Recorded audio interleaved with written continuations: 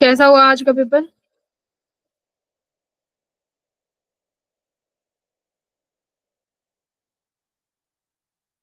हाँ बच्चों,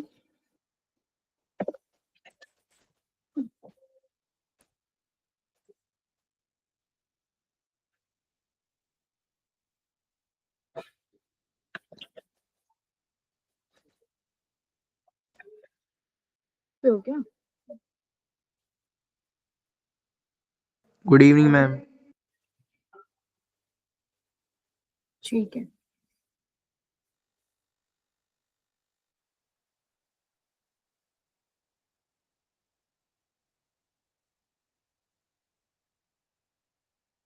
देखो पहला क्वेश्चन कैसे किया, if the intermolecular forces vanishes away the volume occupied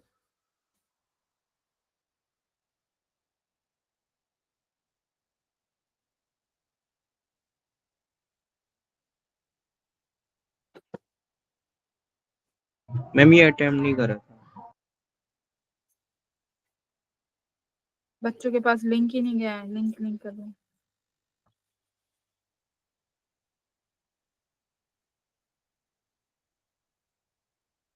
हाँ, जो क्वेश्चन पढ़ते हैं कि हमारे पास अगर इंटरमॉलिक्यूलर फोर्सेस नहीं है और 4.5 के लिंक नहीं है।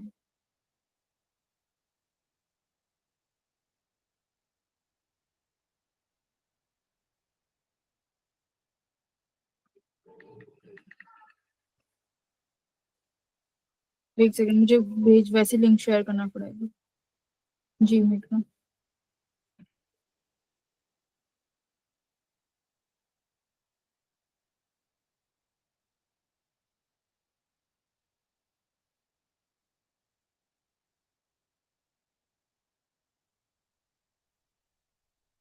Good evening ma'am.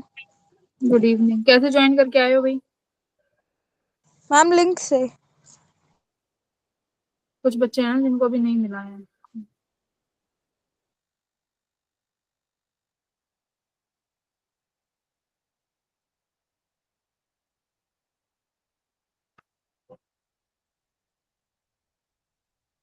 ठीक है।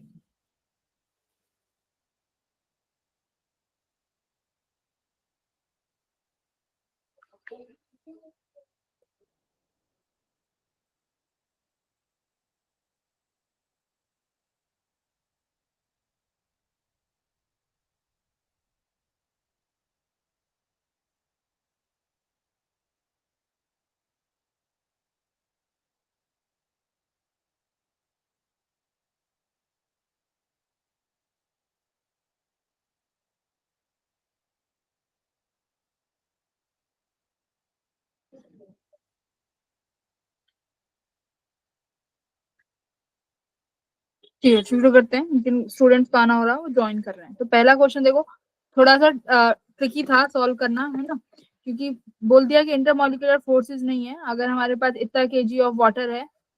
तो बताओ कि स्टैंडर्ड टेम्परेचर और प्रेशर पर वॉल्यूम क्या रहेगी। मैम इसे पहले पढ़ा था ना पहली बार में, तो इसकी लैंग्वेज जो थी वो समझ ही नहीं आई थी कि मतलब इसने वाटर के मॉलिक्यूल बोल रखे हैं ना। पहले लगा था कोई और गैस है जो कि वाटर में डिसॉल्व्ड है। नहीं, इफ द मॉलिक्यूलर फोर्सेस किसके, वाटर के मॉलिक्यूल्स ही तो होंगे। तो वाटर के मॉलिक्यूल्स के बीच में अगर इंटरमॉलिक्यूलर फोर्स नहीं है तो तुम्हें ये बताना है कि क्या वॉल्यूम रहेगी। तो हमारे पास कैसे निकाल सकते हैं, देखो, standard temperature, pressure, intermolecular forces, तो यानी थर्मो से सवाल आया है। ठीक है, अब हमें वॉल्यूम निकालनी है। तो मैं कौन सा फॉर्मूला यूज कर सकती हूँ, पीवी इक्वल्स टू एनआरटी वाला अपना, क्योंकि इंटरमॉलिक्यूलर फोर्सेस किस में नहीं होते हैं, H2, वाटर क्या है, H2O। और ये हम कब मान के चलते हैं कि इंटरमॉलिक्यूलर फोर्सेस नहीं है, केटीजी में। पहला इसका वो है केटीजी का, इंटरमॉलिक्यूलर फोर्सेस नेग्लिजिबल है बिटवीन द मॉलिक्यूल्स, करेक्ट। तभी हम आइडियल गैस इक्वेशंस लगाते हैं, पीवी इक्वल्स टू एनआरटी। तो यहाँ पर मैं ये इस इक्वेशन का यूज कर सकती हूँ कि नहीं कर सकती? कर सकती हूँ ना? इंटरमॉलिक्यूलर फोर्सेस कब, आइडियल गैस इक्वेशन हम कब लिखते हैं कि आइडियल गैस वो है जब हमारे इंटरमॉलिक्यूलर फोर्सेस कैसे हो, नेग्लिजिबल हो, तब ये PV equals to NRT equation जो है आइडियल गैस के लिए लिखी जाती है। अब यहाँ पे तुम्हें पहली लाइन में बोल दिया कि इंटरमॉलिक्यूलर फोर्सेस हट गए, मतलब केटीजी का रूल फॉलो हो रहा है, we can use this equation. अब आप इस इक्वेशन को यूज कर सकते हो, वॉल्यूम निकालनी है, आपके पास नंबर ऑफ मोल्स है, नंबर ऑफ मोल्स निकाल लोगे, मास गिवन है, given mass upon molecular mass, है ना, नंबर ऑफ मोल्स आ जाएगा। देखो कैसे, नंबर ऑफ मोल्स निकालो, फॉर्मूला क्या होता है, given mass upon molecular mass. बच्चों आवाज आ रही है कि नहीं आ रही है? आ रही है मैम। हाँ, मॉलिक्यूलर मास, तो गिवन मास कितना है 4.5 kg, मॉलिक्यूलर मास H2O का निकाल सकते हो, हाइड्रोजन और ऑक्सीजन का, 18 ग्राम। मॉलिक्यूलर वेट, अच्छा वेट निकालना पड़ेगा, वो लिख लेना। तो आपके पास n की वैल्यू आ गई, formula PV equals to NRT में वॉल्यूम निकाल देंगे, n की वैल्यू फाइंड कर ली, r की वैल्यू, टेम्परेचर स्टैंडर्ड है, स्टैंडर्ड टेम्परेचर क्या होता है बताओ? 298 केल्विन। नहीं नहीं, स्टैंडर्ड है, देखो standard temperature and pressure, pressure कितना होगा 10 to power 5, 10 to the power 5 हो गया प्रेशर। टेम्परेचर बच्चों स्टैंडर्ड टेम्परेचर लेके चलेंगे हम लोग 273, ठीक है, एब्सोल्यूट टेम्परेचर। तो यहाँ पे वैल्यू लिख दोगे, यहाँ पर आपका वॉल्यूम यहाँ से निकल आएगा। डन, तो सॉल्व कर लेना। Your option number 5.6 A option is correct. Ma'am अगर सीधा 22.4 से कर देते तो? हाँ मैम वैसे ही करा था। किससे कर देते सीधा? तो मैम 22.4 से। एसटीपी पे पता है। एसटीपी पे 1 मोल का वॉल्यूम जो होता है वो हाँ 22.4 लीटर्स होता है। हाँ, तो वैसे भी कर सकते हो, ठीक है। सेकंड क्वेश्चन ये तो हो गया होगा, इजी था। Yes ma'am. क्या ऑप्शन टिक करके आए हो? 5/2। वेरी गुड, ऑप्शन नंबर ए। तो डायरेक्ट आपको पता है रूट ए है, तो रूट ए को 1/2 लिखेंगे, परसेंटेज एरर गिवन है 0.5%, बस ऐसे करके ऐड करते जाओ, और पी का जो चेंज आएगा वो 2% आएगा। इस इन इक्वेशंस को बैलेंस करके अल्फा का जो कॉफिशिएंट है आप वो फाइंड कर सकते हो। क्वेश्चन नंबर 3 पे आते हैं। क्वेश्चन नंबर 3 देखो, वी आर गिवन है, वोल्ट वी एल गिवन है, वीसी गिवन है, ई पूछा है, यानी मैक्सिमम वोल्टेज पूछा है एसी का, निकाल सकते हैं क्या? Yes ma'am. ईएमएफ ई निकाल सकते हैं आसानी से। हमने फॉर्मूला हमने बनाया था ना कि वी आर यहाँ पर होता है, वी आर ये हो गया अपना, यहाँ पे मेरा कौन सा वोल्टेज जाएगा, इंडक्टर वाला, और यहाँ पर वीसी वाला। अब देखो वीएल और वीसी बड़ी है, कौन बड़ा है भाई, वीसी बड़ा है, तो ठीक है, यहाँ पे लिख सकते हैं, मैं यहाँ पे वी, एक सेकेंड, यहाँ पे नेट क्या, यहाँ पे आ जाओ, ये बनेगा वी आर यहाँ पे आया, ठीक है, इसका नेट यहाँ पे बनेगा वीसी माइनस बीएल, यानी ये तुम्हारे पास कितना गिवन है 80, और इन दोनों का माइनस कर दो तो कितना, इक्वेशन 100 में से 40 गया तो कितना आया 60 यहाँ पे, तो मतलब इसका रिजल्टेंट बच्चों कहीं यहाँ पे आएगा, है ना, वही हमें वी रिजल्टेंट फाइंड करना है। तो कैसे वेक्टरली फाइंड कर सकते हो रिजल्टेंट, दोनों के बीच में बनने वाला एंगल 90 डिग्री, तो यानी ये क्या हो गया, देखो ये रिजल्टेंट है, रेजिस्टेंस की वोल्टेज का स्क्वायर करोगे, प्लस ये 60 आया है, इसकी वोल्टेज का स्क्वायर करोगे। ये 60 क्यों आया है, ये 100 था और ये 40 था, तो अपोजिट फेस में होते हैं, इसलिए ये रिजल्टेंट इसका इधर आ गया। तो सॉल्व कर लेना, 80 और 60 का कितना बनेगा, 64 और 36, I think 100 volt will be your answer, correct? Yes ma'am. ठीक है, उसके बाद अपना आता है फोर्थ क्वेश्चन। फोर्थ क्वेश्चन किसी ने अटेम्प्ट किया फोर्थ क्वेश्चन? मैम पहले नहीं हुआ था, बाद में एक बार सोचा था ना, तो आई की वैल्यू जो थी वो 10 की पावर 5 से मतलब मल्टीप्लाई कर दी थी। हाँ, तो करंट आई की गिवन है, वैल्यू और फिर 10, वी की वैल्यू थी ना, उसका परेशानी हो रखा था। देखो सैचुरेशन करंट गिवन है तुम्हें, है ना, micro ampere, 10 to the power micro ampere, और तुम्हें और क्या गिवन है, stopping potential, stopping potential given है, और आपको सैचुरेशन करंट गिवन है। सैचुरेशन करंट, अब यहाँ पर देखो तुम्हें इफिशियंसी भी दी हुई है कि मतलब जो इतने फोटॉन्स इंसिडेंस होंगे तो हमारे पास इतने इलेक्ट्रॉन्स निकलेंगे, 10⁻³ दिया हुआ है ना, ये तुम्हें इफिशियंसी दी हुई है। तो यहाँ पर जो फॉर्मूला बनता है ना वो क्या बनेगा, देखो पावर इंटू ई अपॉन एच न्यू, और यहाँ पे मल्टीप्लाई कर दो इफिशियंसी से। ठीक है, ये किसके बराबर है, सैचुरेशन करंट के। सैचुरेशन करंट का फॉर्मूला है ये, ईटा क्या है, efficiency, P is your power, H new is the energy. देखो ये कैसे आया है, पावर अपॉन एनर्जी कर दो, ठीक है। अब उसके बाद किससे मल्टीप्लाई कर दिया, इफिशियंसी और ई से। तो इस फॉर्मूले को जब यूज करोगे तो you will get your answer. ठीक है, ये फॉर्मूला अप्लाई कर लेना क्वेश्चन नंबर 4 में। ये फॉर्मूला कैसे आया है, तो हम कुछ ही दिनों में ये वाला टॉपिक स्टार्ट करने वाले हैं, मॉडर्न फिजिक्स इलेबोरेटली पढ़ेंगे, जितने भी फॉर्मूले हैं वो सब हम लोग वहां पे डिस्कस करेंगे। तो दिस इज द फॉर्मूला, ठीक है। ये फॉर्मूला एक बार यूज करके देखो, you will get your answer. Answer है 7 वॉट। यहां से पावर आ जाएगी, आपके पास आई गिवन है, इफिशियंसी गिवन है, एच न्यू गिवन है, क्योंकि एनर्जी है आराम से निकाल लोगे, और ई आपके पास है ही, ठीक है। यहाँ से इजीली आप कैलकुलेट कर लोगे। कैसे करोगे देखो,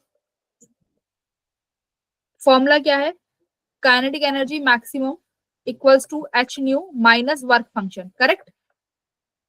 मुझे यहाँ से एच न्यू फॉर्मूले के अकॉर्डिंग क्या था, saturation current equals to efficiency power upon h nu into e, ये मेरा फॉर्मूला है। अब देखो यहाँ से मुझे एच न्यू चाहिए, तो एच न्यू मैं इस इक्वेशन से निकालूंगी। कैसे निकालेंगे भाई, एच न्यू का formula kinetic energy maximum plus work function equals to H nu. Work function I think given है, कितना गिवन है वर्क फंक्शन, 2 इलेक्ट्रॉन वोल्ट, ठीक है। देखो वर्क फंक्शन गिवन है 2 इलेक्ट्रॉन वोल्ट, तो यहाँ पे वर्क फंक्शन मल्टीप्लाई करेंगे 2 electron volt, correct. Kinetic energy maximum कैसे निकालोगे बच्चों, दूसरा फॉर्मूला ईवी नॉट होता है ना। अब देखो स्टॉपिंग पोटेंशियल भी तुम्हें ग्राफ से मिलेगा, कितना गिवन है, -5, करेक्ट। तो यहाँ पर ये होगा 5e प्लस 2e, तो आपके पास एच न्यू आ गया 7 इलेक्ट्रॉन वोल्ट। ये आपकी एनर्जी है, एनर्जी एच न्यू में रख देना, ईटा गिवन है, आप यहाँ से पावर इजीली कैलकुलेट कर लोगे, ठीक है।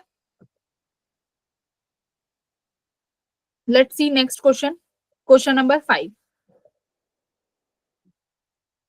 हो गया था, 5th भी। Yes ma'am.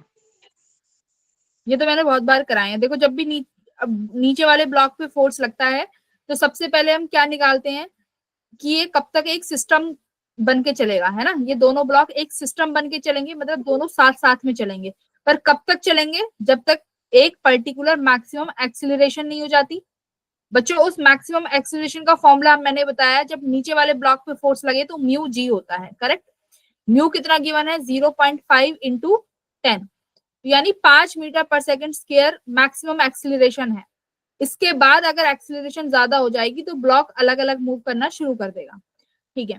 मैक्सिमम एक्सीलरेशन तो ये है, बट इस ब्लॉक पर कितनी एक्सीलरेशन है ये देख लेते हैं। मतलब दोनों ब्लॉक सेम एक्सीलरेशन से मूव कर रहे हैं, कितने से, acceleration equals to net force upon total mass. Total mass कितना है 10, तो एक्सीलरेशन कितना आई 2 मीटर पर सेकंड स्क्वायर, मतलब कि दोनों ब्लॉक साथ में चल रहे हैं, यस और no. Yes ma'am. Acceleration 2 meter पर सेकंड हो गई। तो अब देखो बी वाले ब्लॉक पे आप फ्री बॉडी डायग्राम बना दो। ये बी ब्लॉक है, यहाँ पर आप एफ फोर्स से खींच रहे हो, यहाँ पर फ्रिक्शन लगेगा और नेट एक्सीलरेशन होगी मास इनटू एक्सीलरेशन, मतलब जो भी है ना नेट फोर्स। तो क्या होगा वो F minus friction equals to M A, clear. Force कितना है 20, फ्रिक्शन मुझे फाइंड करना है, मास कितना है 8, एक्सीलरेशन कितनी आई है 2, तो ये 16 हो गया। तो फ्रिक्शन का फोर्स कितना बना 4 न्यूटन। क्या आंसर करके आए थे इसका,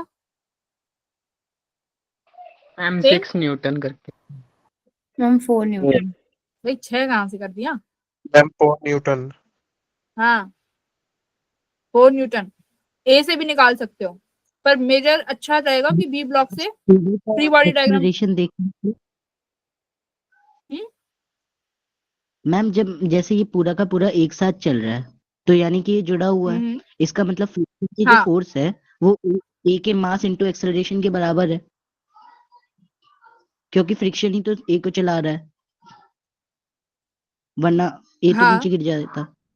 तो मैम हाँ, पूरे ए का को फ्रिक्शन चला एक्सेलरेशन रहा है, यस। हाँ, ए पे भी एक्सीलरेशन है, ए आगे मूव कर रहा है। और टू ए कर दिया बस। हाँ, ये भी कर लो। अब देखो ए पे, ए के देखो एफ बी डी बनाओ, बिल्कुल सही बोला तुमने, गलत नहीं बोला। बी ब्लॉक का एफ बी डी बनेगा कि यहाँ पर इसको एफ, आपने F4 से खींचा है तो इस पे फ्रिक्शन यहाँ लगा, ठीक है। अब ए ब्लॉक इसके ऊपर मूव कर रहा है तो ए ब्लॉक के पास कोई और फोर्स नहीं है, ए को कौन मूव कराएगा आगे की तरफ, सिर्फ और सिर्फ फ्रिक्शन। तो आप सीधा का सीधा ए पे भी फोर्स निकाल सकते हो, विच इज इस पे नेट फोर्स बराबर हो जाएगी एम ए के, और वो फ्रिक्शन के ही बराबर है। तो ए का मास भी 2 है और एक्सीलरेशन अभी तुमने 2 निकाली है, तो यहाँ से भी 4 न्यूटन आया है, ठीक है। और यहाँ से निकालोगे एफ माइनस एफ आर करके एम में, तो भी 4 न्यूटन आया है। दोनों तरीके से सेम ही आएगा, गलत नहीं आएगा, ठीक है। तो 4 Newton will be your answer. Clear? अब आ जाओ छठे सवाल पे। 6th कैसे करके आए हो भाई? वर्टिकल सर्कल का मोशन क्वेश्चन है कि अगर मुझे पूरा मोशन लेना है तो यहाँ पर डी पर कितनी वेलोसिटी होनी चाहिए और बी पे कितनी होनी चाहिए। अच्छा बताओ, कितना वेलोसिटी होना चाहिए डी पॉइंट पे अगर मुझे अपने मोशन को कंप्लीट कराना है? डी पे कितनी वेलोसिटी होनी चाहिए? v square root must be greater than R G या फिर रूट जी आर, है ना। यानी v should be greater than और इक्वल टू आर जी, यही होता है डी पॉइंट के लिए। अगर मुझे ऊपर कंप्लीट सर्कुलर मोशन लेना है, मुझे इतनी वेलोसिटी चाहिए ही चाहिए। तो बस यही काम करना है हमें। एनर्जी कंजर्वेशन लगा दो, ठीक है। कैसे लगाएंगे देखो, पूरा ए ब्लॉक से लेके पूरे पे कहीं पे भी फ्रिक्शन नहीं है, विदाउट फ्रिक्शन है। मतलब यहाँ पर जो भी इसके पास पोटेंशियल एनर्जी थी, देखो यहाँ डी पॉइंट तक आना है, ये एच है पूरा और ये 2r है। तो अब एनर्जी कंजर्व करोगे, कैसे करोगे? Kinetic energy initial plus kinetic potential energy initial equals to kinetic final plus potential final. Initially kinetic energy 0, initially potential energy कितनी है mgh, राइट। फाइनली अब देखो डी पॉइंट पे मुझे बताओ, अगर मैं डी पॉइंट तक के लिए लगाती हूँ, एक सेकंड यहाँ पे तुम्हें समझ नहीं आएगा, देखो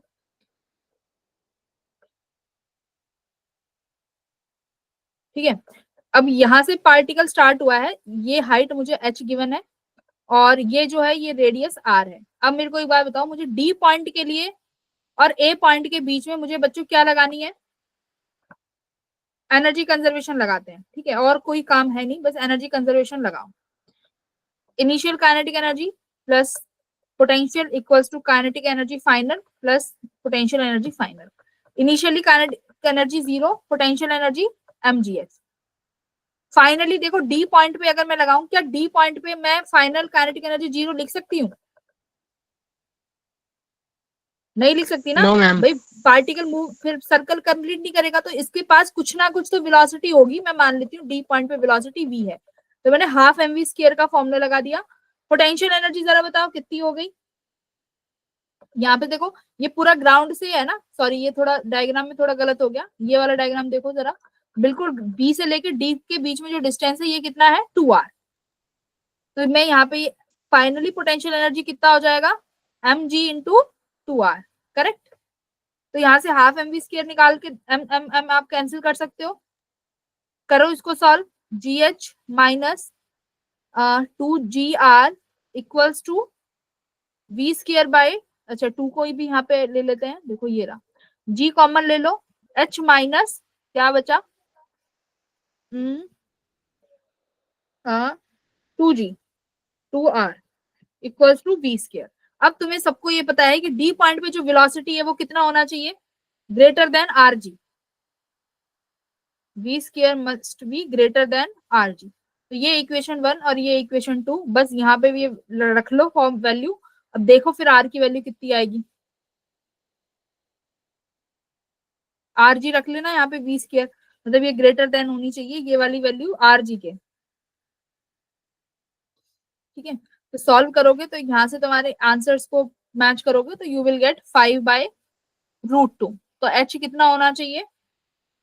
should be greater than 5/2, B option. h should be greater than 5/2r, B option.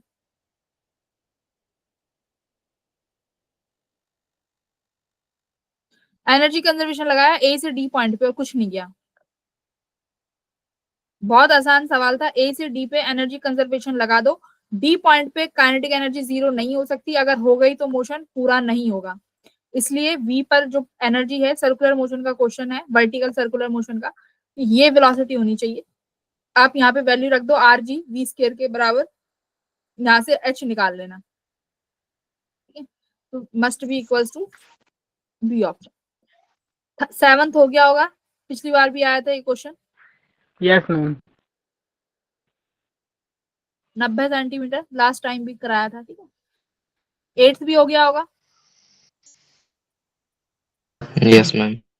Formula क्या है भाई? रेट सर्कुलर का mv बाय क्यूबी।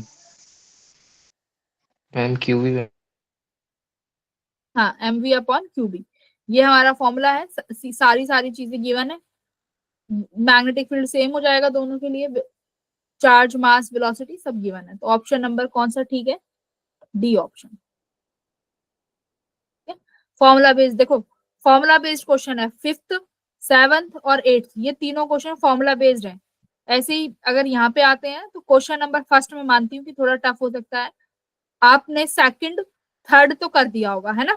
चलो 4th नहीं बना होगा, सेकंड, थर्ड यहाँ से और 3 सवाल यहाँ से बन गए, 5 क्वेश्चन हो गए। आओ यहाँ पे क्वेश्चन नंबर 9 क्या करके आए हो? मैम इसका 1 करा था, वो A/T वाला एक तरीका था वो। हाँ देखो, कैपलर्स लॉ है कि इक्वल एरिया इंटरसेप्ट करेगा इक्वल टाइम में।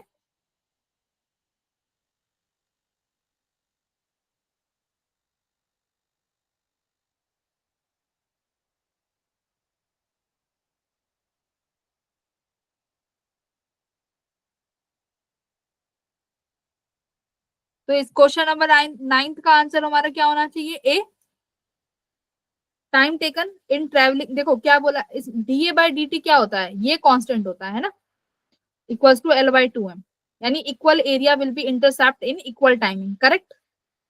मैम हाँ अगर इसमें क्वेश्चन बोलो। आता है ए बी, टाइम जो लगा वो ABC और ADC में इक्वल टाइम लगेगा ना? मतलब अगर ए ऑप्शन नहीं होता, अगर वो ऑप्शन होता है टाइम इन ABC और टाइम इन ADC। एक सेकेंड, पहला ऑप्शन क्या कहता है? पहला ऑप्शन कह रहा है the time taken in travelling DAB is less than that of BCD। भाई सही बात है, एक बात बताओ, ये वाला जो प्लैनेट है ये सन के पास है, सन के पास है, तो इसकी वेलोसिटी यहाँ पर क्या हो जाएगी? ज्यादा होगी मैं। सन के पास इसकी वेलोसिटी, मैक्सिमम। हाँ, सन के पास इसकी वेलोसिटी यहाँ पे इंक्रीज हो गई। वेलोसिटी ज्यादा होने से ये क्या करेगा? इसको टाइम कम, इसको टाइम क्या लगेगा? यहाँ पे कम लगेगा ना, कम कम लगेगा। लगेगा। हाँ, तो वेलोसिटी ज्यादा तो टाइम, इसको यहाँ पर इस एरिया को कवर करने पर इसको टाइम लगा कम।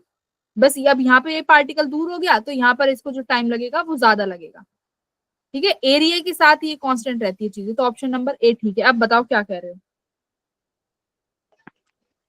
मैम मैं बस ये कह रहा था कि टाइम जो लगेगा ABC वाले, मतलब हाफ इलिप्स में और हाफ इलिप्स में टाइम इक्वल लगेगा ना? अगर ऊपर एक नीचे का फोकस आकर पे देखोगे तो हाँ हाँ ऊपर नीचे का वही पूछ रहा हूँ मैम। देखो, ऊपर नीचे का भी सन के पास है। जैसे ही तुम्हारा प्लेनेट, एक बार तो यहाँ से देखो CV वाला एरिया देखो, ये वाला एरिया और ये वाला एरिया, जब तुम्हारा प्लेनेट यहाँ पर होगा तो वो फास्ट चलेगा ना, क्योंकि वो सन से क्रॉस करके जा रहा है इतने में। और यहाँ पर जो तुम्हारा प्लेनेट होगा तो सन से दूर रहेगा, तो ये ऊपर नीचे के लिए भी सेम रहेगा। जिस पार्ट में सन है वहां पर वेलोसिटी ज्यादा हो जाएगी उस क्वाड्रेंट की। ठीक मैम, ओके। हाँ, अब क्वेश्चन नंबर 10 देखो, ये तो हो गया होगा, इजी था। मैंने तुम्हें वेव फ्रंट बताए, सिलेंड्रिकल होता है, स्फेरिकल होता है, और तीसरा कैसा बताया था? Plane wave front, plane. है ना? हाँ, मैंने 3-4 वेव Yes, फ्रंट ma'am. बताए हैं, तीनों चारों को पढ़ के जाना है कौन से सोर्स के लिए कौन सा बनता है। तो option number what, a, I think a करके आए हैं सभी। Yes, हाँ, ma'am. ये वाला ही कर। देखो ऐसे ऐसे क्वेश्चन आएंगे तो मैं यही चाहती हूँ तुम पेपर में कर लो, तो तुम्हारे फिजिक्स में 18 क्वेश्चन तो हो ही जाएंगे, 17-18। क्वेश्चन नंबर 11 हो गया होगा। ट्रुथ टेबल बनानी आती है हमें। देखो ये कौन कौन सा है, पहले तो गेट बताओ, ये कौन सा गेट गिवन है, एंड और And yes, and and gate gate. And gate क्या करता है, मल्टीप्लीकेशन और एडिशन। मल्टीप्लिकेशन। एडिशन हाँ, एंड गेट करता है मल्टीप्लीकेशन। बट ध्यान दो यहाँ पर जरा एक गेट और लगा हुआ है, दिस इज नॉट गेट, यानी सब कुछ उल्टा कर देगा, 0 को 1 बना देगा, 1 को 0 बना देगा। अब ए का आउटपुट है, ये ए बार हुआ, ये यहाँ पे बी आया, तो ये यहाँ पर हमें क्या मिलेगा, ए बार डॉट बी। अब ऐसे ही दूसरा वाला गेट है,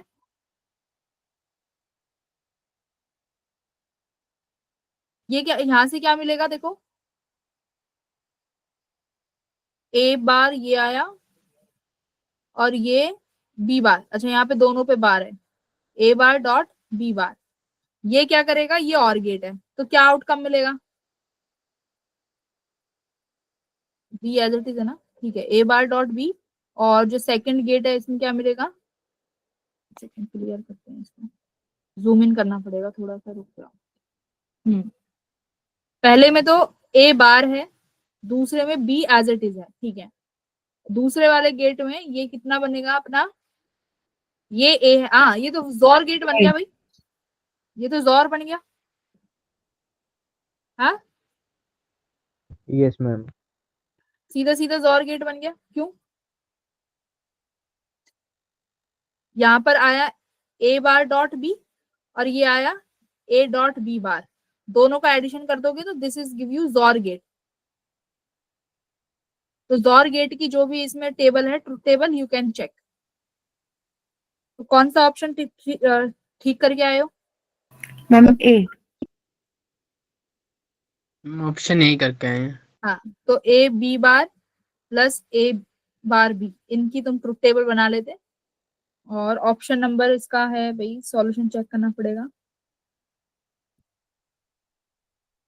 जोर गेट की ट्रुथ टेबल याद रखना, पेपर में बनाने बैठोगे तो बहुत समय लगेगा। क्वेश्चन नंबर 11, क्वेश्चन नंबर 11 का आंसर है अपना ए ऑप्शन, ठीक है।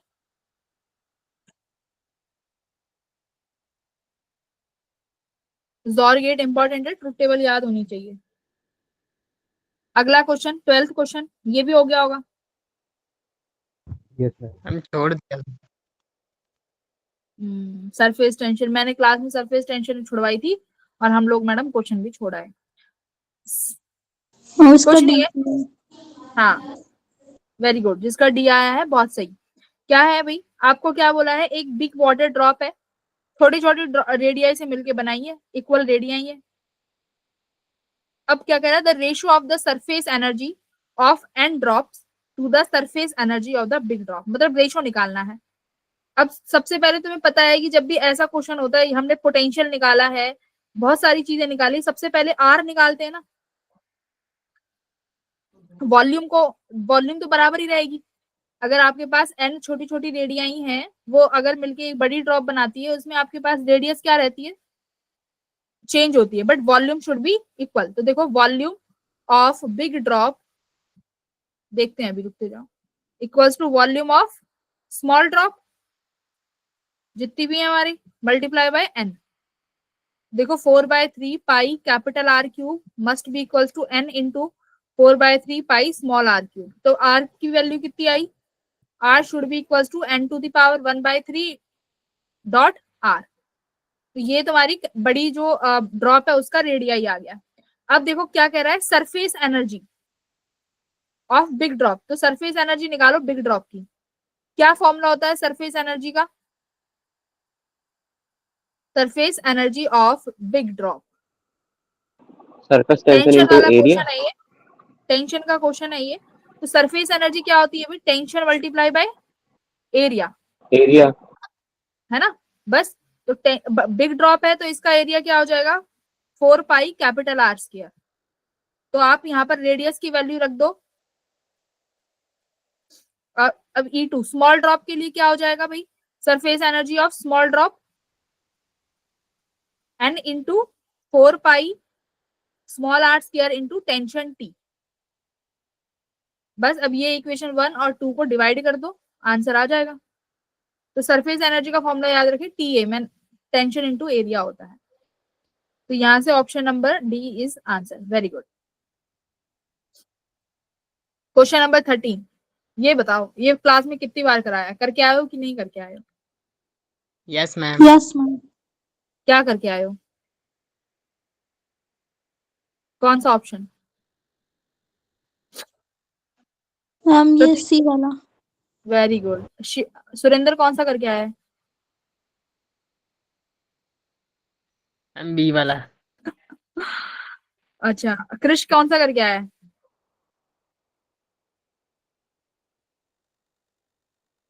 एक सेकंड तुम्हारे पास आती हूँ।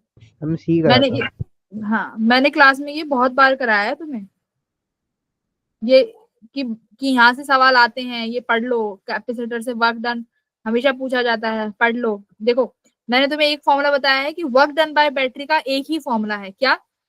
Del Q into V. Direct Q V लिखते हैं ना, फिर मैंने तुम्हें बताया था ये क्यू क्या है, चेंज इन चार्ज, करेक्ट? क्योंकि बैटरी देखो अभी तो इसके कैपेसिटर के पास पहले कितना चार्ज गिवन है 2Q है ना, इनिशियली कैपेसिटर के पास 2Q चार्ज है, करेक्ट?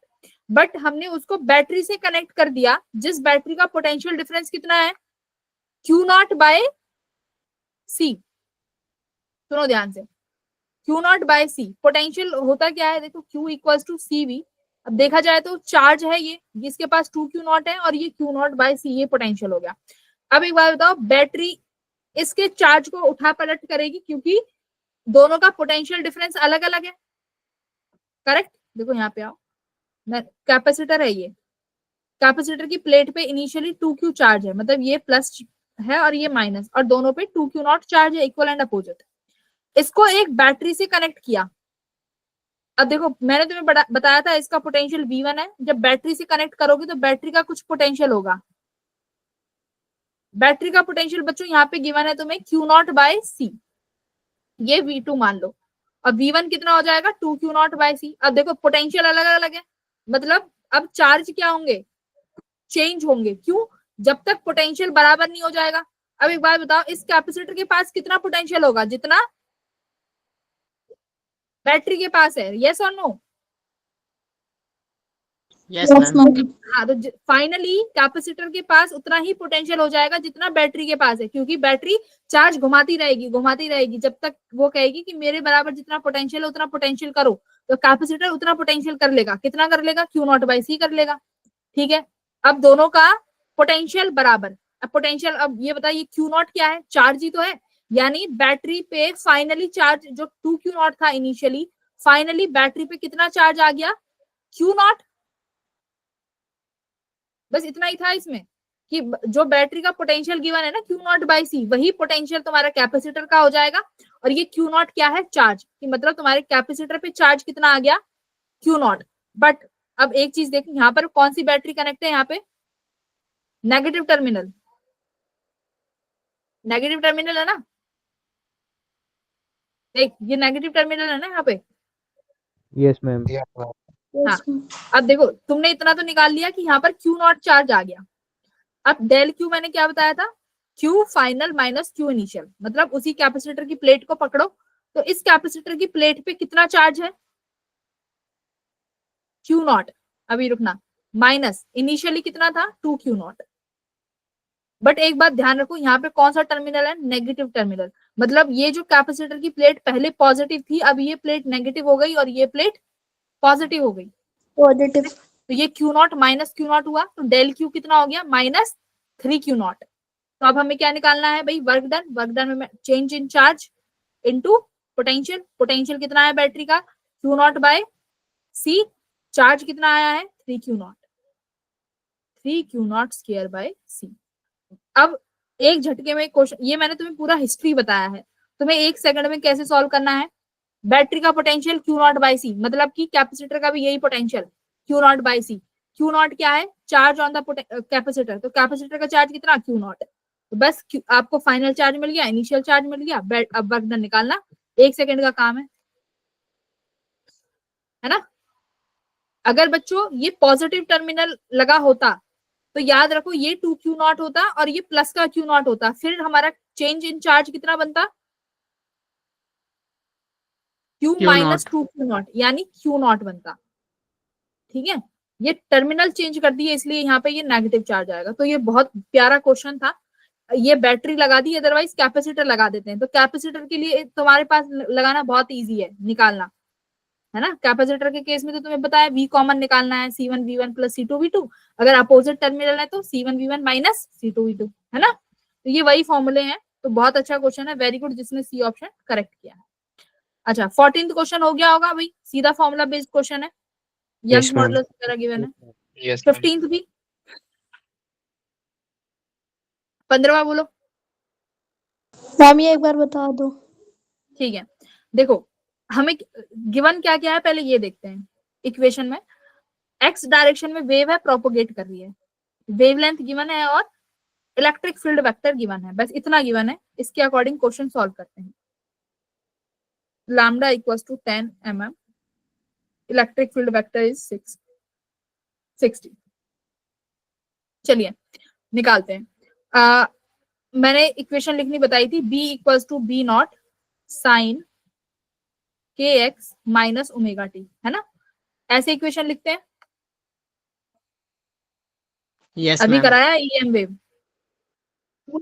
हाँ, omega T minus omega T minus के एक्स, ठीक है ठीक है।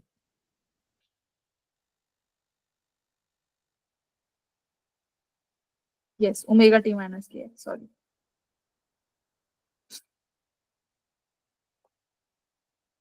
ओमेगा टी माइनस के एक्स, ये इक्वेशन होती है।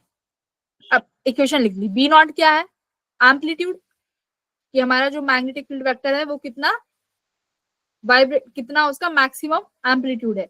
अब ई और बी के बीच में एक फॉर्मूला है, कितना है बताओ जरा, किसके ई बराबर नॉट होता बाय बी पावर सी। है। हाँ, बी नॉट किसके बराबर होता है, ई नॉट बाय सी के। ई नॉट गिवन है तुम्हें 60, सी की वैल्यू गिवन है 3 इंटू 10⁻8। तो ये कितना बन गया, 2 इंटू 10⁻⁻7। बस इतना सॉल्व किया। अब डायरेक्शन की बात करते हैं, क्योंकि देखो आधा काम तुम्हारा क्वेश्चन से सॉल्यूशन से निकलेगा। देखो आई कैप आई कैप आई कैप और के कैप और के कैप। पहले डायरेक्शन देखते हैं। Electric field vector Y cap में है, electric field vector Y cap में है, और ये वेलोसिटी जो है एक्स कैप में है। मैंने तुम्हें फॉर्मूला बताया था, क्या था, v इक्वल्स टू बच्चों E क्रॉस B, ये कराया था ना पॉइंटिंग वेक्टर। अभी वेलोसिटी के बराबर E क्रॉस B होता है, डायरेक्शन भी निकलवाई थी, क्वेश्चन क्लास में कराया है मैंने, v equals to E cross B। अब जरा निकालो B वेक्टर की डायरेक्शन क्या होनी चाहिए। अगर v तुम्हारा x कैप है यानी I कैप, और ये तुम्हारा y कैप है, तो b क्या होना चाहिए जरा बताओ। ठीक है। k कैप में, k कैप, बस हो गया क्वेश्चन, इतना ही था। तो यानी आई कैप वाले आंख बंद करके बंद कर दो ऑप्शन बचे ए और बी। तो कौन सा सही लग रहा है, बी। एम्पलीट्यूड तो चेंज हो नहीं सकता। देखो अगर अंदर एम्पलीट्यूड अगर सेम है और अंदर की चीजें अलग है तो हम आगे सॉल्व करेंगे। बट अगर एम्पलीट्यूड सेम है, क्योंकि देखो ओमेगा ये तो सारा हमारा साइन वाले टर्म है ना, यहाँ अगर चेंज होता तो हम लोग चेक करते, बट एम्पलीट्यूड तो चेंज हो ही नहीं सकता, वो तो से अलग अलग ही रहेगा। तो यहाँ पर जैसे ही मेरा देखा 2 इंटू 10⁻⁻7 आया, के कैप भी है, तो बस यही ऑप्शन टिक कर दो। ठीक है, ये अंदर वाली इक्वेशन कैसे Yes. बनी ये सीखनी है। हाँ, अंदर वाली इक्वेशन सीखनी है कि मान लो एम्पलीट्यूड भी सेम दे देते, अगर क्वेश्चन डिफिकल्ट बनाना होता तो ये एम्पलीट्यूड सेम दे देते, फिर तुम्हें अंदर जाना पड़ता ओमेगा टी और के एक्स की तरफ, तब कैसे करते वो भी एक बार सीख लो। देखो b equals to B not sine, omega को क्या लिख सकते हो, 2 पाई फ्रीक्वेंसी t, माइनस k को क्या लिख सकते हो, 2 पाई बाय लैम्डा टी। ये इक्वेशन बनानी आनी चाहिए, ये जो स्पीड ऑफ लाइट की टर्म्स में है ना ये इक्वेशन, ये आनी चाहिए, ये सीख लो एक बार कैसे करते हैं। लिख लिया। इसमें अब एक काम करो, 2 पाई लैम्डा को बाहर ले लो, 2 पाई बाय लैम्डा बाहर ले लिया, अंदर क्या बचेगा भाई, फ्रीक्वेंसी लैम्डा टी माइनस, अच्छा ये के एक्स है, सॉरी यहाँ के एक्स आएगा, माइनस एक्स, यही बचा। अब मुझे बताओ फ्रीक्वेंसी इंटू लैम्डा क्या होता है, स्पीड ऑफ लाइट, वेलोसिटी। हाँ वेलोसिटी। अब यहाँ पर वेलोसिटी वो क्या है, स्पीड ऑफ लाइट। बस, तो ये इक्वेशन बन गई यहाँ से, सी टी माइनस एक्स। ठीक है, लैम्डा की वैल्यू गिवन है 10 mm, तो 10 mm करोगे तो वो ऊपर जाके 10⁻² हो जाएगी, विच इज इक्वल टू 200 पाई, तो ये 200 पाई बन जाएगा। तो ये सॉल्व करने की जरूरत नहीं है, तो बिना हमने दो चीजों से, बस डायरेक्शन और एम्पलीट्यूड से ही बी ऑप्शन हम चेक कर सकते हैं। क्यों नहीं करके आएंगे, डायरेक्शन उस दिन क्लास में इतनी बार सिखाई है कि डायरेक्शन से क्वेश्चन निकल जाते हैं, क्यों नहीं करके आए।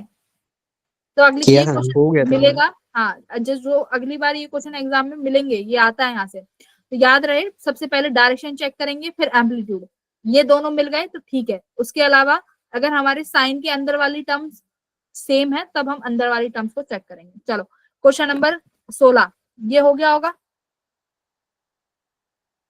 देखो ये क्वेश्चन थोड़ा सा, मैं भी मानती हूँ कि थोड़ा सा तो ट्रिकी था, है ना, पर मैंने तुम्हें एक चीज हमेशा बताई है बच्चों, जिस भी सवाल में सीरीज पैरेलल का ना पता चले और 5 रेजिस्टेंस हो, अपना ध्यान व्हीटस्टोन ब्रिज पे ले जाना, है ना। जब भी सीरीज पैरेलल ना समझ में आए और 5 रेजिस्टेंस या 6 रेजिस्टेंस हो, सबसे पहले व्हीटस्टोन ब्रिज लगाकर देखना, लगेगा व्हीटस्टोन ब्रिज। अब देखो ये 4/8 यानी 1/2 और ये 2/4 यानी 1/2, और ये क्या है, फालतू जो क्रॉस हो जाएगा। ठीक है, तो ये व्हीटस्टोन ब्रिज बनेगा। तो ऑप्शन नंबर यहां से देख लेना कौन सा सही हो जाएगा, फिर आप सॉल्व कर सकते हो। व्हीटस्टोन ब्रिज तो बना लोगे ना, यस हाँ अब तो बन जाएगा। वाला ma'am, A option. Option check करना पड़ेगा भाई क्या है, हाँ current through the battery 5 ampere, option number A. Very good, जिसने सोच लिया व्हीटस्टोन ब्रिज था, वेरी गुड। तो अभी भी कह रही हूँ व्हीटस्टोन ब्रिज के क्वेश्चन आते हैं, बट उस टाइम पे दिमाग में हिट नहीं करता कि हाँ ये व्हीटस्टोन ब्रिज है। सोचना है कि 5 अगर है रेजिस्टेंस और सीरीज पैरेलल नहीं बन रहा है तो व्हीटस्टोन ब्रिज एक बार जरूर लगा के दिमाग में बैठ जाना। 17वां हो गया होगा, इसमें तो बस क्या करना है, डिफरेंशिएट कर दो, वेलोसिटी आ जाएगी, एक बार डिफरेंशिएट एक्सीलरेशन, और हमें ऑर्थोगोनल प्रॉपर्टी लगानी है, a dot v equals to 0। Option a, हाँ option number a, orthogonal property का क्वेश्चन था, इजी। तो ये क्वेश्चन भी हम एग्जाम में कर सकते हैं। तो ऐसा पेपर आएगा तो कर दोगे ना फिजिक्स का, yes ma'am. Yes Very ma'am. बस ऐसा ही आएगा जो क्लास में पढ़ाया है ना, अगर तुमने उतना पढ़ लिया। पर देखो क्लास में जितने भी टॉपिक कराए सब करके जाने पड़ेंगे। अब क्वेश्चन नंबर 18, इस पे थोड़ी ये वाला थोड़ा सा देखो, यहाँ पर कैसे करके आए हो क्वेश्चन, पिछले टेस्ट का ही तो है। हाँ पिछले टेस्ट का है, हाँ फिर तो कर लिया होगा। क्या था आंसर मैम इसका तो ए था। हाँ वेरी गुड, ए। समझाने की जरूरत तो नहीं है, कर लिया होगा, पिछले टेस्ट का ही आया है। अच्छा 19वां बताओ। डी। नहीं एक सेकेंड, सी था। छोड़ दिया। सी ऑप्शन क्या है, देखो a sample of hydrogen like atoms produce an emission spectrum. ठीक है, इमिशन स्पेक्ट्रा है consisting 10 wavelength arising out of all transition possibles. During this process, the maximum angular impulse on an electron going from higher energy level to a lower energy level. तो देखो total spectra की सारे हमने all possible transitions लगाने के बाद हमें 10 वो मिले हैं, वेवलेंथ है ना, 10 वेवलेंथ मिली है सारे स्पेक्ट्रम में। हमने अगर ट्रांजिशन देख लिया तो ये 10 हमें वेवलेंथ मिल गई। तो क्या फॉर्मूला होता है इसका एमिशन स्पेक्ट्रा का? ये 10 N वेवलेंथ minus किसके 1 बराबर by हो 2. जाएंगे? n into n+1/2। ठीक है, तो यहां से क्या आ गया n की वैल्यू? उस n की वैल्यू के लिए क्या निकाल सकते हो? बोहर का second postulate mvr equals to NH/2 pi. 2 pi. NH यही सेकंड बोहर का सेकंड पॉस्टुलेट है कि इसी उसमें हमारा जो इलेक्ट्रॉन है रिवॉल्व करेगा, जिनमें हमारी एंगुलर जो वो होगा वो इंटीजर होगा h/2 पाई के। तो यहाँ से सॉल्व कर लेना, n की वैल्यू आ जाएगी। तो option number C will be your answer, angular impulse. ठीक है, n की वैल्यू 4 रख दो तो ये 2h/पाई आ गया, सी ऑप्शन। 20 वेरी इजी हो गया होगा। ए और बी यानी Yes, क्यू ma'am. इनक्लोज। हाँ, तो देखो ए के लिए कौन सा है? ए के लिए हमारे पास ये वाले चार्जेस हैं 5, 3, Q और -2। तो Q + 3Q 4Q और ये हो गए -4Q -5 6 7 -7Q। कितना आया? -3Q। तो ये आया ए का। ऐसे ही बी का निकाल लो। बी के लिए ये वाला है Q 2Q और 3Q और -Q। तो 2 नहीं, 2Q तो बाहर आ गया, ये नहीं लेंगे। 2 और 3 5 और एक गया, ये आया कितना? 4Q। ठीक है, तो इनका रेशो ले लो, which your answer will be -3/4, d option. दूसरे क्यू कट गया, इजी। Yes, ma'am. 21वां भी तुमने देखते ही 1 सेकंड में आंसर कर दिया होगा। हाँ? नहीं करके आई है? मैम ये बता दो। अभी मैग्नेटिक फील्ड चैप्टर कराया था और उसमें ये क्वेश्चन कराया नहीं था कि अगर हमारे पास कोई भी कंडक्टर है और वो हाँ खाला यही ते खाला हसीना हम पहुंचा देलो ती अगर फॉर्मवा भरवा देले बाटी बड़ा हम टेंशन में बच्चों अपना माइक म्यूट करिए। हाँ तो ये देखो, अब कोई भी चार्ज कैरी अगर हमारा वायर रखा हुआ है मैग्नेटिक फील्ड में, तो हमने क्या बोला था? मोशन की वजह से ईएमएफ इंड्यूस होती है, मोशनल ईएमएफ। जहां भी वेलोसिटी दिखे और एक ऐसी वायर दिखे तो मोशनल ईएमएफ का सवाल है। तो मोशनल ईएमएफ में मैंने फॉर्मूला बताया था, कितना था भाई? बल्ब, मैंने बोला था बल्ब से याद रख लो, BLV। बट याद रहे ये तभी मिलेगी जब तीनों एक दूसरे के परपेंडिकुलर होंगे। तो मैग्नीट्यूड, मैग्नेटिक फील्ड और लेंथ तो परपेंडिकुलर है, वेलोसिटी का वो कंपोनेंट लो जो परपेंडिकुलर है। कौन सा का परपेंडिकुलर है? v cos theta. तो बस BLV cos थीटा लगा दो, V को बस। ये इतना सा था, ये तो मैंने क्लास में कराया, तुम नहीं करके आए इसको? मैम हम्म, पोटेंशियल तो VA - V भी पूछा गया है। तो पोटेंशियल तो उसी में जनरेट होगा ना, वायर में। मैम पहले पोटेंशियल मैंने इसका आंसर क्या है मैम, एक बार बताइए आप। देखो सुनो, सही है। देखो वायर, पोटेंशियल किस में जनरेट होगा? वायर में तो जनरेट होता है पोटेंशियल। ये वायर है, ये वायर मैग्नेटिक फील्ड में रखी हुई है और आप v वेलोसिटी से इसको लेके जा रहे हो। तो मैंने क्या बोला था, ये इस वायर में एक ईएमएफ जनरेट हो जाती है, क्योंकि पॉजिटिव इलेक्ट्रॉन ऊपर की तरफ इकट्ठे हो जाते हैं, सॉरी पॉजिटिव चार्ज कैरियर ऊपर इकट्ठे हो जाते हैं और नीचे नेगेटिव, है ना? जिसकी वजह से एक क्या बन जाती है? बैटरी बन जाती है। जैसे कि अगर मैं बताऊं, इस AB में वो लगाओ पाम रूल। तो वेलोसिटी इधर है, मैग्नेटिक फील्ड अंदर, फोर्स ऊपर, यानी पॉजिटिव चार्ज पार्टिकल ऊपर की तरफ जाएंगे, यानी यहाँ पर पॉजिटिव टर्मिनल बनेगा और यहाँ पे नेगेटिव टर्मिनल। तो बन गया ना A और B के बीच में पोटेंशियल, और वही ईएमएफ निकालते हैं BLV sin थीटा से। मैम क्वेश्चन में AB की पोजीशन चेंज है। AB की पोजीशन सेम कहाँ है? मैम A नीचे है और B मतलब हॉरिजॉन्टल है ना AB। तो क्या हो गया? तो अब ये V ऐसे sin चलेगा ना। थीटा, V sin थीटा वाले लेंगे ना मैम। हाँ, वेलोसिटी V sin थीटा लेंगे। तो मैम वो नहीं, ये पोटेंशियल तो जीरो आएगा। V sin थीटा क्यों लोगे? cos थीटा लोगे ना। मैम अगर VA sin, - V भी पूछा गया है ना। सुनो, हाँ तो क्या हो गया? VA - VB। देखो, अगर तुमने V cos थीटा अगर तुमने ले लिया, ये V sin थीटा, तो V sin थीटा तो ये वाला कंपोनेंट हो गया। तो यानी तुम्हारी वेलोसिटी और लेंथ एक दूसरे के परपेंडिकुलर नहीं रही अब, तो ये हम नहीं लगाएंगे। हमें परपेंडिकुलर लेना है कि तीनों परपेंडिकुलर आए। तो परपेंडिकुलर किससे आएगी ये? v cos से। अब तुम्हारा सवाल है कि मैडम va माइनस वी भी पूछा है, तो देखो होगा क्या, वेलोसिटी ऊपर की तरफ, मैग्नेटिक फील्ड इनसाइड, यानी a की तरफ बनेगा पॉजिटिव टर्मिनल, b की तरफ बनेगा नेगेटिव टर्मिनल। तो यही पूछा है उसने, va माइनस वी भी क्या है। गलती कर दिया शायद मैंने, पहले में मेरा आंसर ठीक आया था, वी cos थीटा वाले लेकर रहा था, फिर हम बाद में मैंने ऑब्जर्व करा कि वी ए माइनस वी पूछा गया है जो कि हॉरिजॉन्टल डायरेक्शन वाला है, हाँ तुम इसलिए। लोग देखो, अगर मैंने क्लास में ऐसी वायर बनाई थी, अगर हॉरिजॉन्टल आ गई तो तुम क्वेश्चन ही चौपट कर दिया। नहीं, एक बात बताओ, ईएमएफ किस में जनरेट होगी? मतलब वो ईएमएफ किस वर्टिकल में वाले आएगी? में होगी। वायर में नहीं, वायर में। ए बी वायर है ना, देखो एक metal rod of A B, तो ए बी चाहे हॉरिजॉन्टल रख ले या परपेंडिकुलर रख ले, ईएमएफ हमेशा वायर में इंड्यूस होगी। तो ए बी का ही तो पोटेंशियल पूछेंगे, और किसका अच्छा पोटेंशियल ओके मैम, पूछेंगे, ठीक मैम, ठीक समझ गया। है ना। हाँ, तो पोटेंशियल वायर का ही पूछा जाएगा।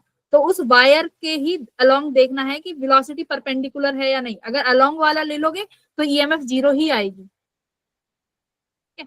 तुमने देखा अगर ये ए बी है तो वेलोसिटी यहाँ लेंगे तभी ए बी के क्रॉस बनेगा, है ना। नहीं, ऐसे नहीं करना। तो बस देखो यही फॉर्मूला लगाना था, BLV sin theta. I think बहुत सारे बच्चे सही करके आए होंगे।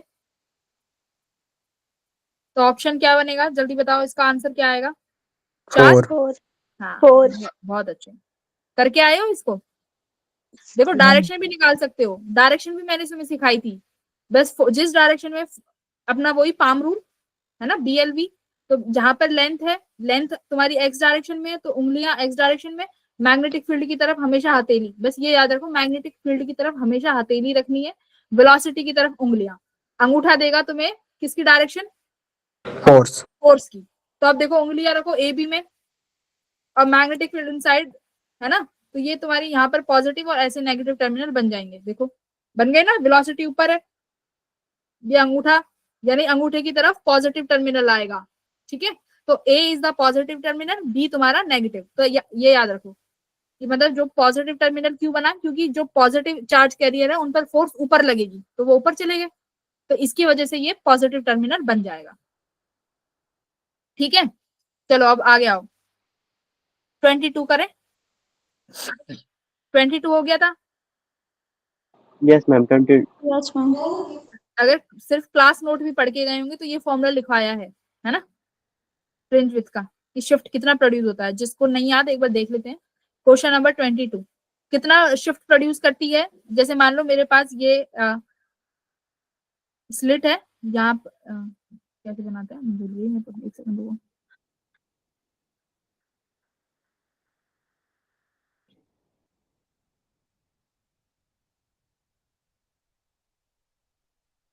YDSC में कराया था ये,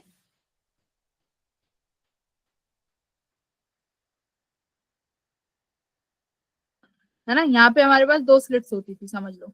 यहाँ पे हमारे पास 2 स्लिट है इस तरीके से। ठीक है, अब यहाँ पर होती थी हमारे पास स्क्रीन, ये अपना स्लिट। ठीक है, ये इन दोनों के बीच में कैपिटल डिस्टेंस d होती है। स्मॉल d क्या होता है बच्चों? दोनों स्लिट्स के बीच का distance, this is small d, है ना। 2 स्लिट है, उनके बीच का छोटा distance d।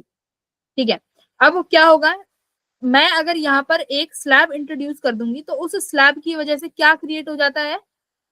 Path difference. Path difference. इस स्लैब की वजह से पाथ डिफरेंस क्रिएट हो गया। मतलब कि अगर ओ पॉइंट पे मुझे जाना है, अगर मैं बीच में यहाँ पर लेके जाती एक ये और एक ये, तो यहाँ पर हमारा पाथ डिफरेंस 0 होता है।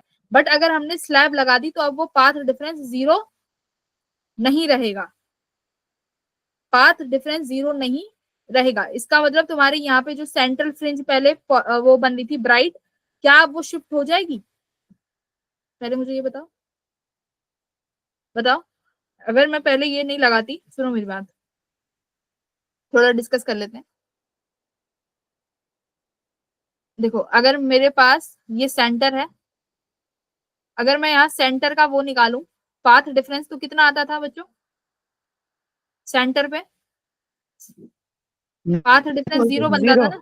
हाँ, सेंटर पे जब ओ लेते तो पाथ डिफरेंस 0 आता था। इसकी वजह से यहाँ पे कैसा वो बनता था? ब्राइट, ब्राइट स्पॉट बनता था ना बीच में,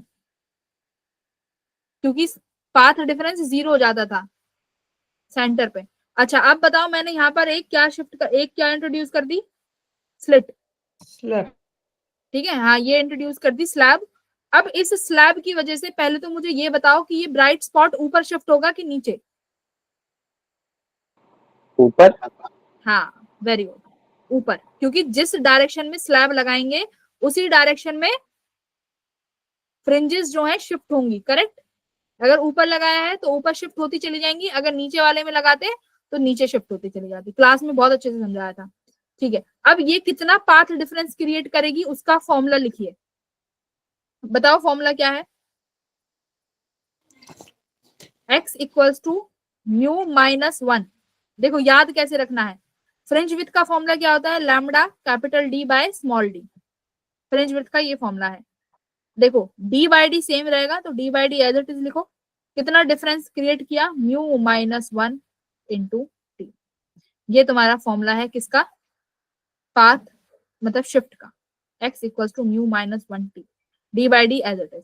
अब इसको फ्रेंच विड्थ में कन्वर्ट करना है तो कर दो, डी बाई डी को और क्या लिख सकते हो? B by lambda.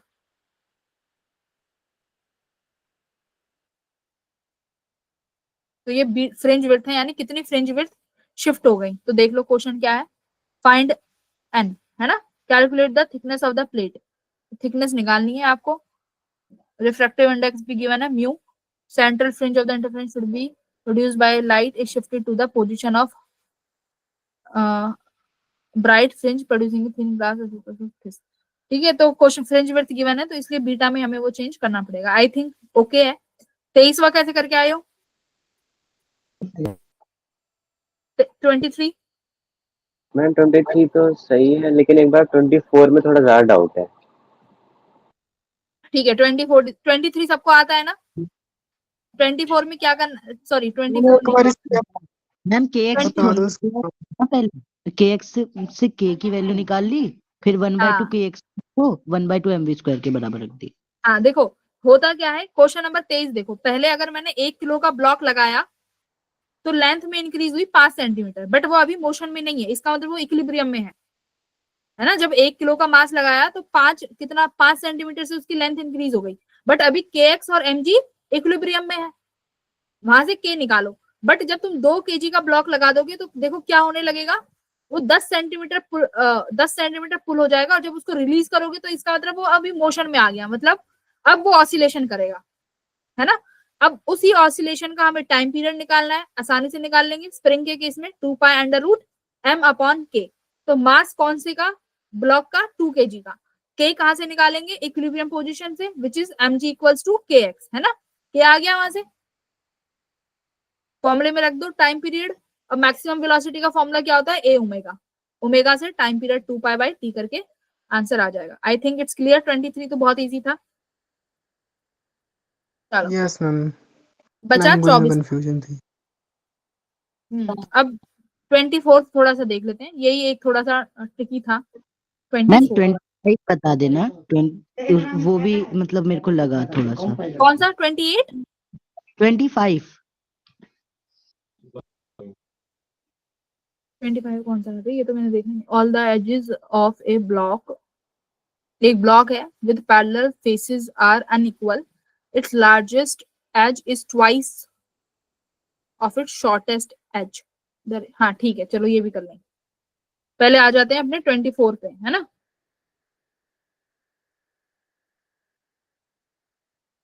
Twenty four क्या कह रहा है, एक पार्टिकल जिसका 15 किलो मास है विद यूनिफॉर्म स्पीड मूव कर रहा है in a xy plane along the line. Find the magnitude of angular momentum about the origin. Origin के about, ठीक है। देखो एंगुलर मोमेंटम का फॉर्मूला बताओ पहले जरा। mvr, मास भी गिवन है, वेलोसिटी भी। हमारे पास परपेंडिकुलर डिस्टेंस नहीं है। अब देखो अबाउट ओरिजिन और निकालना है, ठीक है। ये मेरा एक्स कोऑर्डिनेट, ये वाई। इसने बोला है हमें एंगुलर मोमेंटम निकालना है अबाउट द ओरिजिन। तो पहले देखो एक इक्वेशन गिवन है, कितनी इक्वेशन, क्या इक्वेशन है भाई? y equals to 3y equals to 4x plus 4x plus 10। अब देखो मैथ में तुमने स्ट्रेट लाइन इक्वेशन की परपेंडिकुलर डिस्टेंस निकालना पड़ा होगा। मान लो ये मेरी स्ट्रेट लाइन इक्वेशन है। अब एक बार बताओ, मुझे ओरिजिन से ओरिजिन के अबाउट निकालना है। दैट मीन्स मुझे एक परपेंडिकुलर डिस्टेंस ड्रॉप करना पड़ेगा, आर परपेंडिकुलर ओरिजिन के अबाउट। ठीक है, इसके अबाउट मैंने एक ये अपना एक आर ड्रॉप किया विच इज आर परपेंडिकुलर। तुम्हारे पास मास है, वेलोसिटी भी है, बट आर परपेंडिकुलर नहीं है। देखो मास कितना है 15, वेलोसिटी कितनी है 8। अब ये आर परपेंडिकुलर कैसे निकाला जाए? देखो इंटरसेप्ट है y equals to M X plus ये इक्वेशन होती है, ये c क्या है इंटरसेप्ट, यानी दिस ये कितना होगा, ये इंटरसेप्ट क्या वैल्यू होगी 10। ठीक है, अब मैम वो y 10/3 होगा ना शायद, हाँ 10/3 अच्छा होगा y, शायद y हाँ ये इंटरसेप्ट। 3 है ना, अच्छा ये 3 है तो ये बनेगा 4/3x प्लस 10/3 है ना। तो इंटरसेप्ट कितना आया 10/3 आया। ठीक है, तो ऐसे ही ये तुम्हारा स्लोप कितना आया 4/3। तो आप आर परपेंडिकुलर निकाल सकते हो क्या यहाँ से, दिस वैल्यू यस मैम। कैसे निकालोगी बताओ जरा। ये देखो मैथ का ये मैथ का क्वेश्चन आ गया यहाँ पे, मैम स्ट्रेट ओरिजिन लाइन। से देखते हैं ना, हाँ ए origin डायरेक्ट फॉर्मूला भी होता है इसका तो। बाई स्क्वायर एक प्लस एक बी बोलो। देखो स्क्वायर। अबाउट का ओरिजिन है इसलिए ओरिजिन से परपेंडिकुलर ड्रॉप करेंगे। बोलो आप क्या कह रहे हो। डायरेक्ट क्या फॉर्मूला होता है बताना एक बार। डायरेक्ट डायरेक्ट फॉर्मूला होता है इसका। किसका? ओरिजिन पुट कर देते हैं इक्वेशन में हम्म, और अब डिवाइड करते हैं a square plus b square के रूट से, लाइक कोफिशिएंट ऑफ वाई और एक्स का। हाँ अच्छा ये वाला हाँ 2 आ जाएगा। A square plus b square upon ऊपर इंटरसेप्ट सी है। ऊपर मैम इक्वेशन में पुट कर दो ओरिजिन, 10 आ जाएगा -10। हाँ और डिवाइड में जो वाई और एक्स के कोफिशिएंट है इनका स्क्वायर का रूट, आर की वैल्यू कितनी आ रही है ये बताओ। 2 आ जाएगा। ठीक है ना। तो आर परपेंडिकुलर ये एक ये फॉर्मूला भी है सी अपॉन ए स्क्वायर प्लस बी स्क्वायर। तो यहाँ पर कॉफिशिएंट है यानी सी कितना है 10। देखो 10 अपॉन ए का कॉफिशिएंट यानी एक्स और वाई के कॉफिशिएंट 3 + 9 4 4 जा 16। तो ये भी 25 बनेगा यानी 5, तो 5/10 ये भी 2 आ गया। तो ये MBR का था, बस परपेंडिकुलर ड्रॉप करना था। चलो हो गया भाई। अच्छा 25वां भी बच गया। इसमें क्या करके आए हो मैम इसे करा ही नहीं। वरुण, कैसे करके चेक दिए आंसर। क्या आंसर है? 4 चेक दिया था मैंने हाँ आंसर। हाँ भाई 4 आया है। कैसे करके आए बताओ जरा। मैम मैंने वायर के केसेस के साथ कंपेयर कर दिया था ना, जैसे वायर्स में पूछते थे कि एक का रेजिस्टेंस इतना है तो वो कितना होगा, दूसरी का कितना होगा, तो उससे कंपैरिजन करके किया था मैंने। ठीक है, और किसने कैसे किया? देखो क्या कह रहा है कि हमारे पास इसमें फेसिस है, मतलब एक ब्लॉक है। ठीक है, उस ब्लॉक के जो पैरेलल फेसिस है वो अनइक्वल है। पैरेलल फेसिस जो लार्जेस्ट वाला एज है वो शॉर्टेस्ट के ट्वाइस है। तो मतलब एक को एल मान लो, दूसरा जो शॉर्टेस्ट है वो क्या है मतलब शॉर्टेस्ट को एल मान लो तो लार्जेस्ट उसके दोनों हो गया यानी 2L हो गया।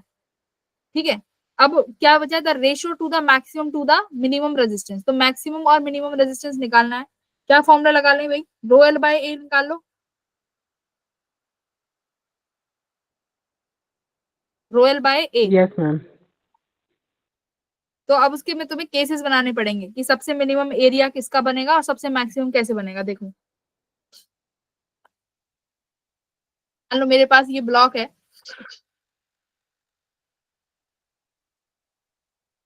केमिस्ट्री आ गई, केमिस्ट्री भी पढ़ा दूं क्या? अगर हमारे पास ये ब्लॉक है, बट इसके जो ये अपोजिट साइड्स हैं ये अनइक्वल है, उसने बोला हुआ है। अगर छोटी वाली L है तो बड़ी वाली 2L है ना। ये वाली साइड जो है ये भी माननी पड़ेगी। इसको कुछ मान लेते हैं कि ये x है। अब मुझे अब क्या बनाना है? R मिनिमम बनाते हैं पहले, या R चलो मैक्सिमम। फॉर्मूला होता है RL/A। मैक्सिमम मेरा कब होगा? जब मैं अपने एरिया को क्या कर दूं?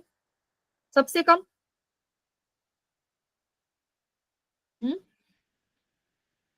ठीक है, तो मैक्सिमम रेजिस्टेंस R लेंथ क्या लेनी चाहिए मुझे, मैक्सिमम लेनी चाहिए, तो मैक्सिमम लेंथ कितनी है यहाँ पे 2L। एरिया मिनिमम कैसे कर सकते हैं, देखो अगर मैं L और 2L लूं तो मेरा एरिया ये तो लार्जेस्ट हो गया ना 2L स्क्वायर। मिनिमम कैसे लें, दो सबसे छोटी लेंथ पकड़ लो L और X, तो यहाँ से मेरा जो मैक्सिमम ये एरिया हो गया ये मिनिमम हो गया, तो ये हो गया मैक्सिमम के लिए।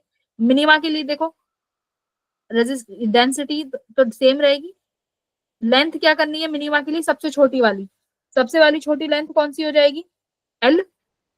अब एरिया कितना बनेगा, सबसे छोटा एरिया, अब बनाओ एरिया मैक्सिमम कर दो, सबसे एरिया मैक्सिमम कैसे बनेगा 2L के साथ X ले लो, तो ये हो गया 2LX। तो इनको डिवाइड कर दो, तो यहाँ से तुम्हारा आंसर 2 2 4 हो जाएगा, तो योर आंसर विल बी 4। तो ये मैच बनाना था कि मतलब एरिया सबसे मिनिमम कैसे कर सकते हैं, लेंथ मैक्सिमम। ठीक है, तो ये हिट एंड ट्रायल का क्वेश्चन था और ज्यादा मतलब इतना इंपॉर्टेंट नहीं लगा मुझे। ठीक है, चलो आई थिंक पूरा पेपर डिस्कस हो चुका है, हमने पेपर डिस्कस कर लिया 25 के 25 क्वेश्चन, इजी पेपर था। फिजिक्स की क्लास अगर अटेंड करी हैं और सिर्फ नोट्स रिवाइज करे हैं तो अच्छे मार्क्स आ रहे होंगे, अदरवाइज जो है करते रहो। ठीक है, क्लास से बाहर तो नहीं आ रहा कुछ, नो मैम। पेपर को देख के